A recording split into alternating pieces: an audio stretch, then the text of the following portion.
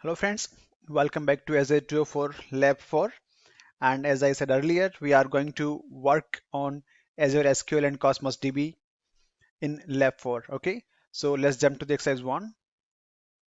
So here's lab scenario, you can go through it if you want, and in exercise 1 we are going to create database resources in Azure. Okay, so let's go to the instructions page. So here we are, and here is Lab 4. Okay, let's go to exercise 1. It says creating database resources in Azure. So task 1 is to open the Azure portal. So I think you guys are very much familiar now. We'll simply go and log into the Azure portal. I already have my ID and password, seems like. Okay,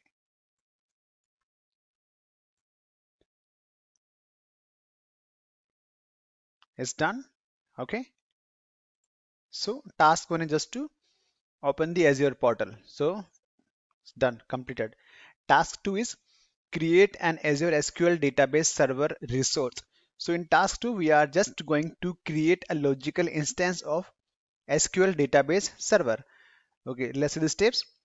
First of all, we need to go to the all services, and from all services, we need to look for SQL servers.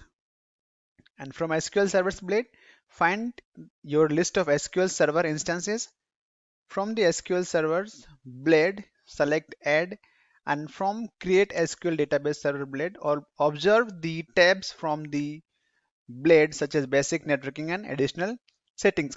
So basically in task 2 we are going to create a SQL database server instance. Okay, let's go and complete these 5 steps and then we'll come back here.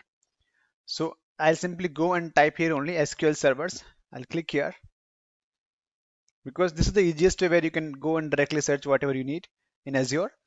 So here is plus icon to add or to create a new instance. I'll simply click on this one. Now here you can see all the tabs which you need to fill, like basics, networking, additional, and all. Right, now let's go back to our instruction page.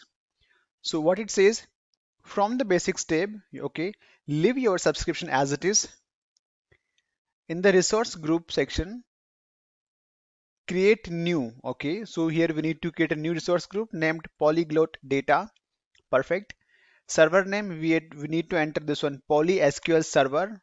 Okay, location, we need to pick East US, and then we need to enter the test user and password. Okay, so let's do it one by one. We'll first go and create a resource. So I'll simply go, as we need to create new ones, I'll click here, polyglot data. Okay, so we have our resource ready. Now we need to enter the server name. I'll go back here and I'll copy the server name from here. It says PolySQL server and then your name, so I'll just write okay as your location. Will go with East US. Okay, here we need to create the SQL server admin ID and password. So I'll simply go, I'll pick the ID as test user. I'll copy the password actually.